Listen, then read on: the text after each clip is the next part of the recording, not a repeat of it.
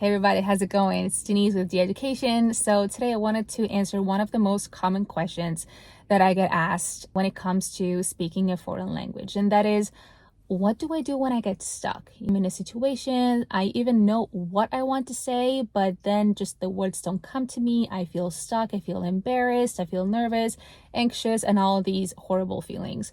So what do you do in those situations? So the answer is actually in two parts. Number one, what you can do before this happens, and what do you do in this situation when you find yourself feeling stuck. So I'm going to start with what you do in this situation when you get stuck, but please stay with me also for the second part because that's how you prevent it from happening. So basically, when you find yourself in a situation that, again, you're speaking the language or people talk to you, for example, let's say in English, and you even understand what they say, but you just have no idea how to reply. So what do? First of all, take a deep breath.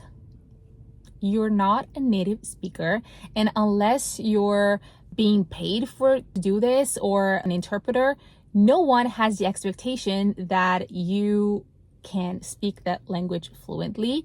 And even if you are an interpreter and even if you are paid to do this, just take a deep breath and just think about this: subject, verb, object. This is for every language. Who does what?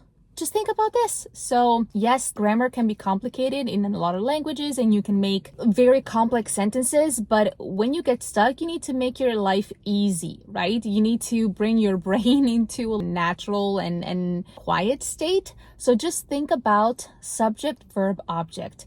Then when you can express that and you see the reaction also on the other part, they understand what you say, or maybe they ask you, could you repeat that again? So once you, let's say, have dealt with the problem, you're also going to get that confidence back because you're not focused on the problem anymore.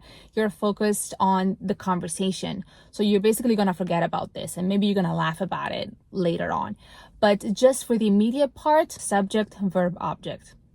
Okay. Also, don't focus too much on the translation because literal translation, it's normal at the very beginning because if you don't have enough skills in the language, of course you translate from your language, but languages cannot be literally translated the whole time. So just find the words that you know in that language and just put them together. This can be done at a very easy stage or a very advanced stage. So it doesn't matter if you're trying to say something easy or something difficult, just make it easy, basically.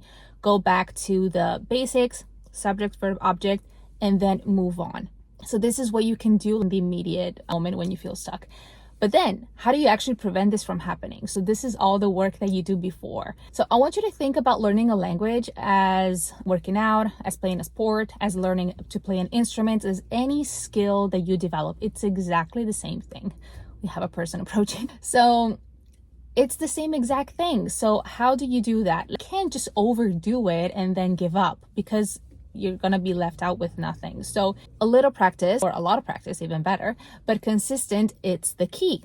Just like working out, it's just like building any other muscle and muscle memory. So come up with a plan, right? So you can go to class, and always say it's never enough just going to class, because even if you have like 3 classes per week, what are you going to do with the rest of the hours? When it comes to learning a language, the language environment is essential. So what you listen to, what you read, what you write, what you speak, you have to basically create yourself a language environment. So come up with a plan that you can, again, listen, read, speak, and write that language as much as you can without being a problem. So if it comes too much, you want to tone it down a little bit because you don't want to associate learning a language to a negative experience. So just find a way, come up with a way that you can immerse yourself in the language, have fun with it, do what you love. And yes, there are ways to do this. Maybe that could be, this could be another video, but it's absolutely possible. And just do it repeatedly. So every day a little bit.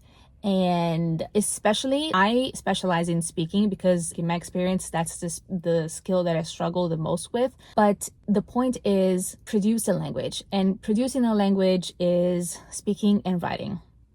So make sure that you just don't spend hours doing exercises. Those are very good because that's acquisition of knowledge.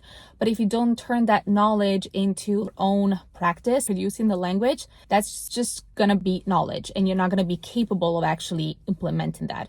What do I mean by that? Read books, do exercises, do all of this consistently, but also find the time to speak or to write. Because imagine it's like having all the ingredients to bake a cake, but they're not going to magically turn into a cake, right? You actually need to do the work. And that work is producing, speaking, and writing. So put it shortly, what do you do when you feel stuck and you don't know how to let out of this feeling and you're in a conversation and you feel panicky, all of that? Take a deep breath. Subject, verb, object. Who does what? If the person doesn't understand, it's all good, no problem. Okay, you're expressing yourself in another language, so it's all good. Just say it again, right? Maybe in other words or the words that you know, right?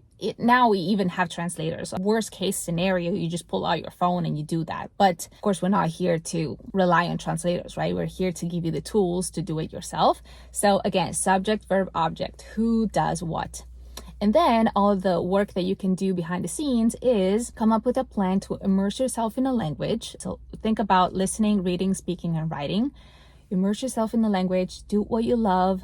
So listen to and watch videos on topics that you like, for example, in that language, and then do speaking exercises. For example, say this video was about, or for example, your honest thoughts on what you just saw, and just speak about that.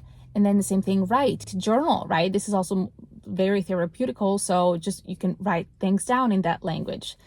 By the way, it's also much easier to talk about your emotions and feelings in a language that it's not your own language. So that's, again, also very therapeutical. And that's it. So I hope this video was useful. If you have any questions, just make sure you leave them below, and I'll see you on the next one. Bye.